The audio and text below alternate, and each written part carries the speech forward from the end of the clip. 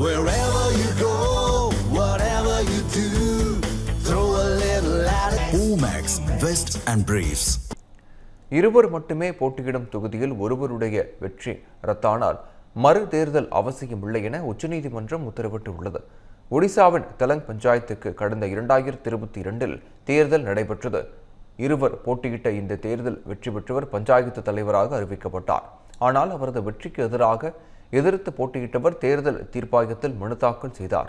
தேர்தல் தீர்ப்பாயத்தின் விசாரணையில் தேர்ந்தெடுக்கப்பட்டவரின் வெற்றி செல்லாது என அறிவிக்கப்பட்டது. தேர்தல் தீர்ப்பாயத்தின் உத்தரவை எதிர்த்து ஒடிசா உயர்நீதிமன்றத்தில் வழக்கு தொடரப்பட்டது. அந்த வழக்கின் விசாரணையில் தீர்ப்பாயத்தின் உத்தரவை ஏற்றுக்கொண்ட உயர்நீதிமன்றம் சம்பந்தப்பட்ட பஞ்சாயத்துக்கு மறுதேர்தல் உத்தரவிட்டது. இந்நிலையில் உயர்நீதிமன்ற உத்தரவுக்கு எதிராக உச்சநீதிமன்றத்தில் மேல்முறையீடு செய்யப்பட்டது.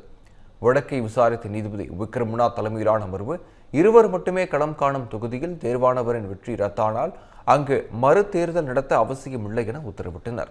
2ஆம் இடம் பிடித்தவர் சட்டப்படி மக்களால் தேர்ந்தெடுக்கப்பட்டவராக கருதப்படுவார் என தெரிவித்த நீதிபதி 2க்கும் மேற்பட்ட வேட்பாளர்கள் போட்டியிடும் தொகுதியிலேயே வெற்றி பெற்றவர் நீக்கப்பட்டால் மக்கள் விருப்பத்தை அறிய மறு தேர்தல் அவசியமாகிறது என எடுத்துரைத்தார்.